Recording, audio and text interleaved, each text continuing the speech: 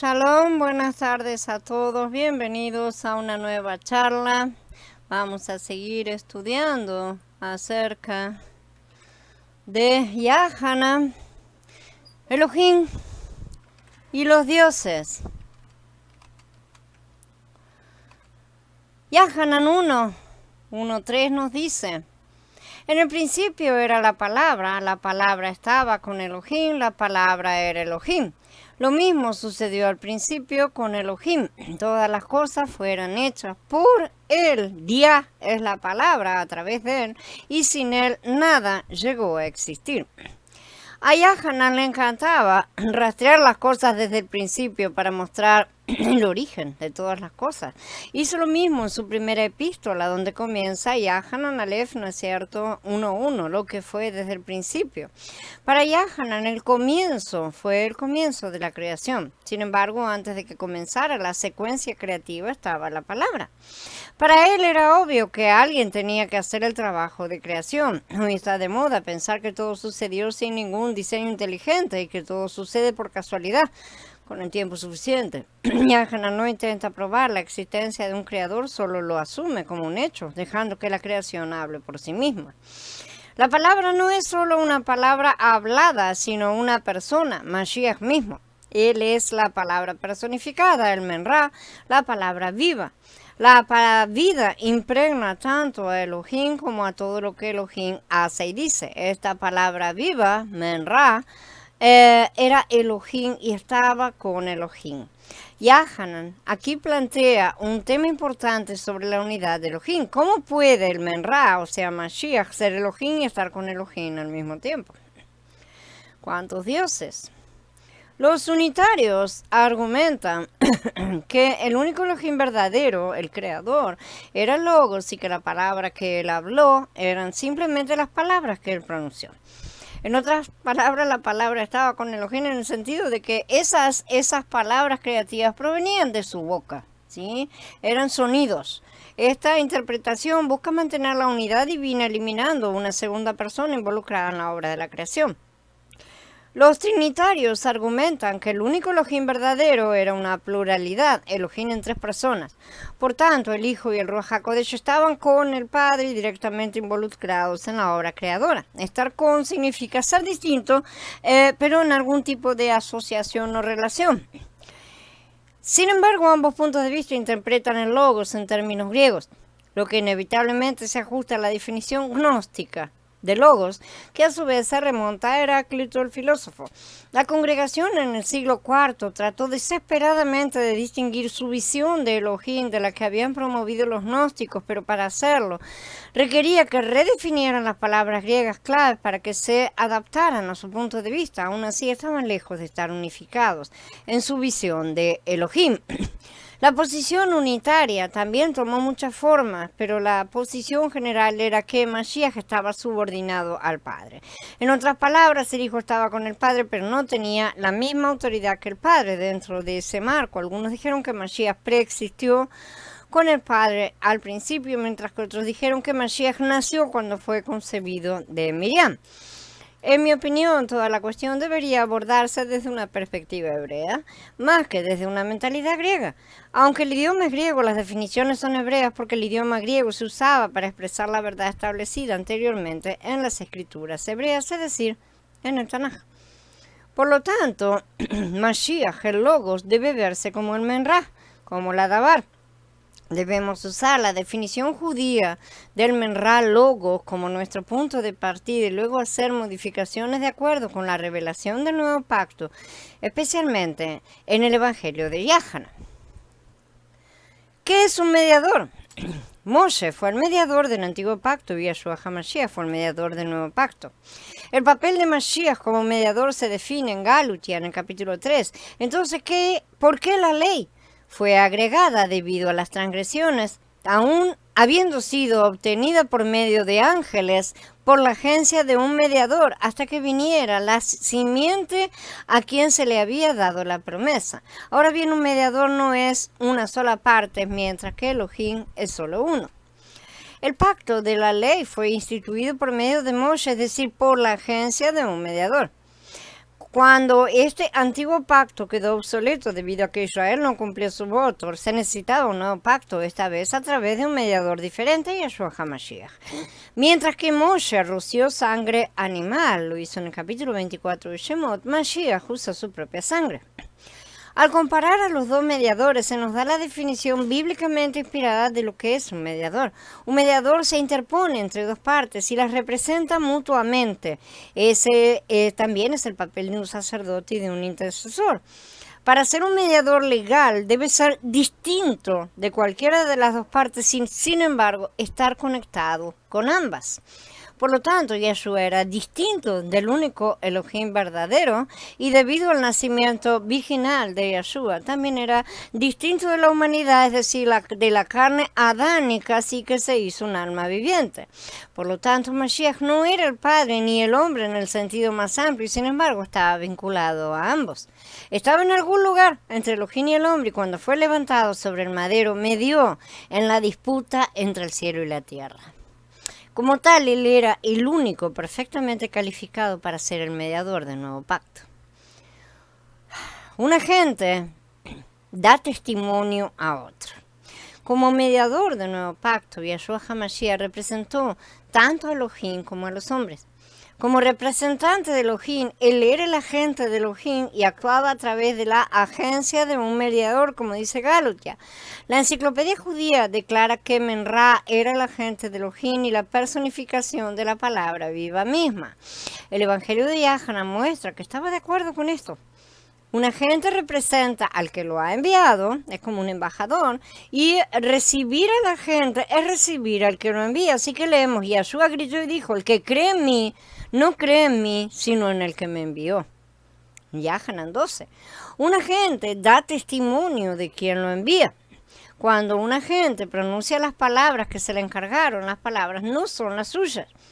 Yeshua dijo que no habló por iniciativa propia, lo dijo en varios lugares, solo habló lo que escuchó hablar a su padre. Como tal, Yeshua es el gran amén de Elohim.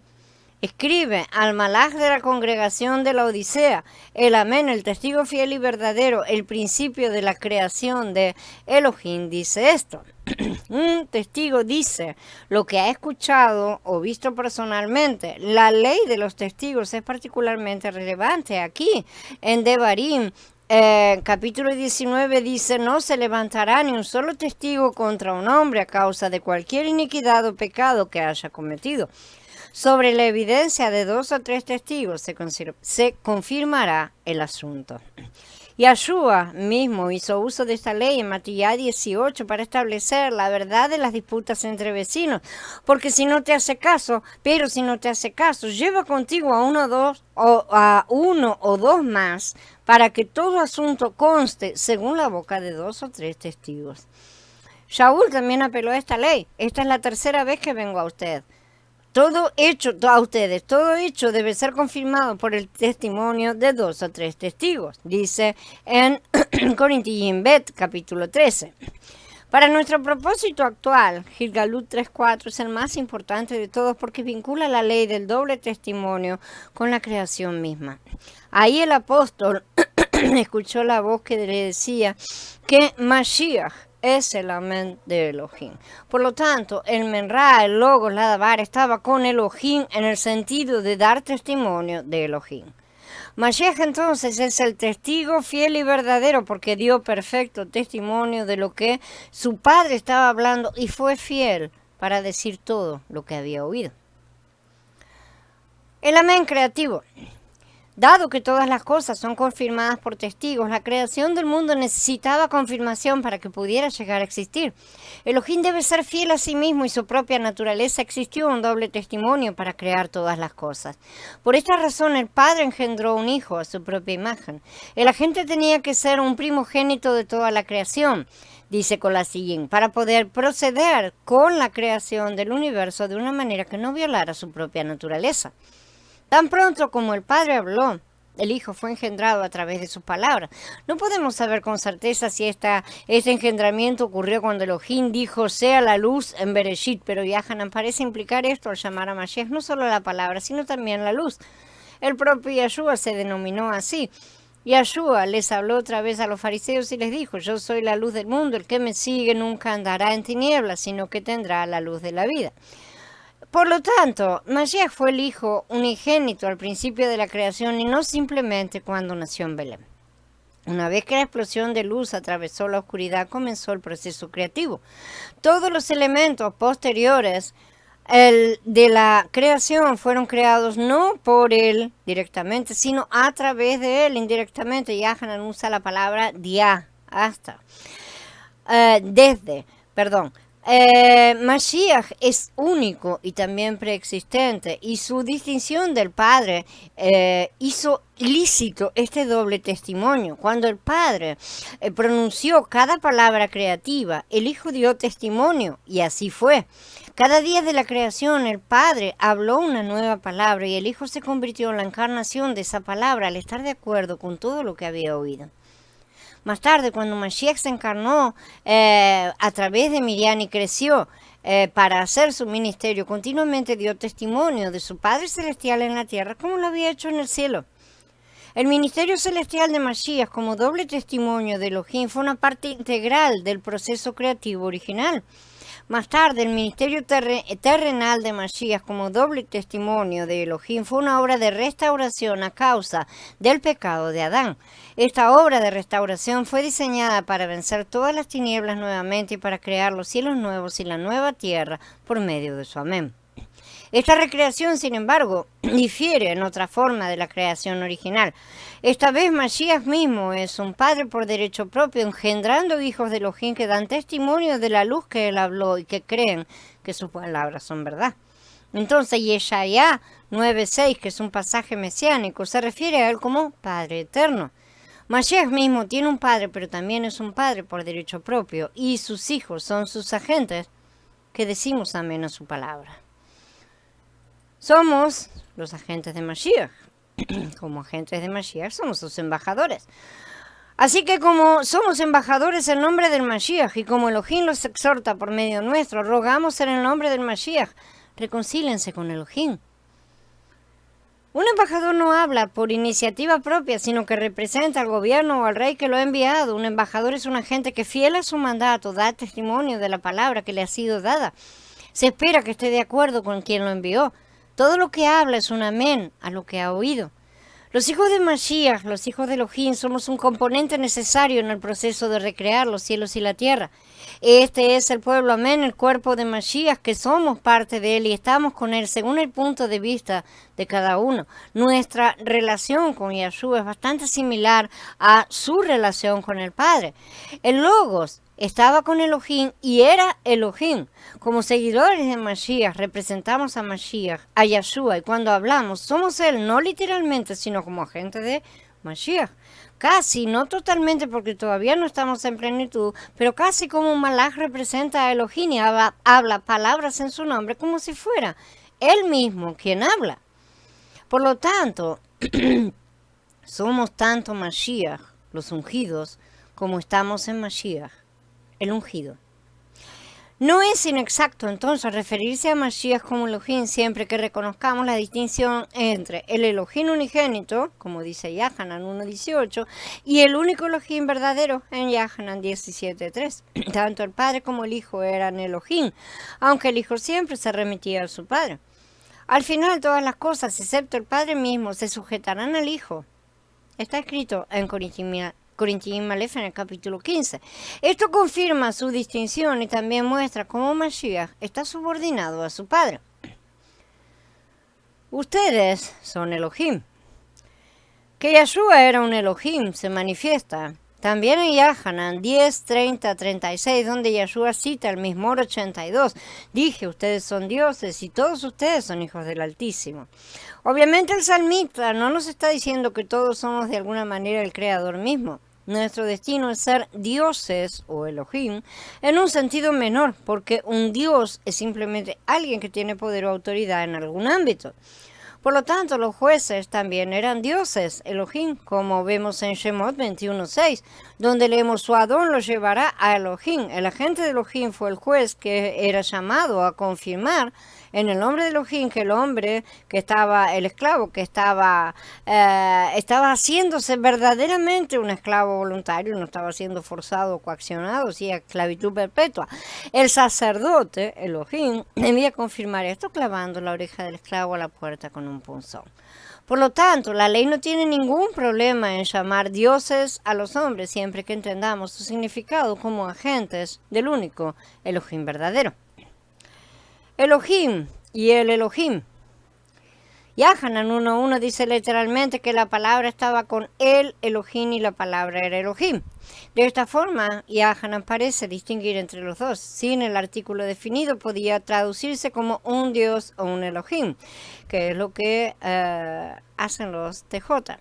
Entonces, la declaración inicial de Yahanan nos dice que Mashiach estaba con el único Elohim verdadero y que también era un Elohim por derecho propio. Para que un Elohim esté con un Elohim, es evidente que hay dos Elohim en asociación. Son distintos, aunque no necesariamente al mismo nivel. El Logos no solo estaba con Elohim, sino también en el principio con Elohim. Yahanan tenía la intención de mostrar el origen de Mashiach, no con su nacimiento en Betlehem, sino con la primera palabra hablada del Elohim creador. Por lo tanto, Shaul lo llama el primogénito de toda la creación, ¿sí? En Colasín. Su preexistencia está claramente establecida por ambos apóstoles. Y Yahanan tendrá más que decir sobre esto más adelante en su Besorá. Algunos argumentan que el Logos era simplemente una palabra hablada, como dijimos, no una persona. La palabra era poderosa, pero no un ser vivo. Por esta razón dicen que el pronombre él no debe ser visto como si estuviera una personalidad, porque gramaticalmente hablando, logos es una palabra masculina. Otras palabras eran masculinas o femeninas sin convertirlas en seres vivos, ¿sí? O sea que utilizaban el artículo sin estar siendo convertidas en seres vivos. Este argumento tiene mérito, pero al final uno debe mirar el contexto más amplio en el Evangelio de Yahanan para saber cómo interpretar logos. Fue simplemente una palabra impersonal pero poderosa que Elohim, lo que Elohim habló al principio, o estaba viva esta palabra en el sentido de ser un ser vivo distinto. Creo que la palabra de Elohim está viva, como dice Ibrim, y tiene el poder de crear vida y seres vivos en todos los niveles. La palabra era con Elohim no solo en el sentido de que provenía de la boca de Elohim, sino también de que el resultado fue crear un ser vivo como Mashiach, seguido por muchos otros seres vivos en la tierra. Si el Logos de Elohim pudiera crear innumerables seres vivientes, entonces, ¿qué impediría que el Logos creara primero al Logos como el primogénito de toda la creación? La terminología de Shaul en Colasín interpreta el Logos de Yahanan como un ser vivo, lo interpreta como siendo el mismo Mashiach. Él es la imagen del Elohim invisible, el primogénito de toda la creación. Además tenemos el testimonio de Kefá. Aunque era un simple pescador, tuvo la revelación de la filiación habiendo estado presente en el monte de la transfiguración. Testifica claramente que la palabra de Elohim engendra a los hijos de Elohim. Kefá Aleph dice que fuimos engendrados, genaos, sí, por la palabra vida y duradera en Logos de Elohim. Esto muestra que Elohim engendra hijos a través del Logos. Somos estos hijos. Si la palabra Logos de Elohim puede engendrar seres vivientes, debe seguir el modelo original por el cual Elohim engendró al hijo de Elohim, el primogénito de toda la creación.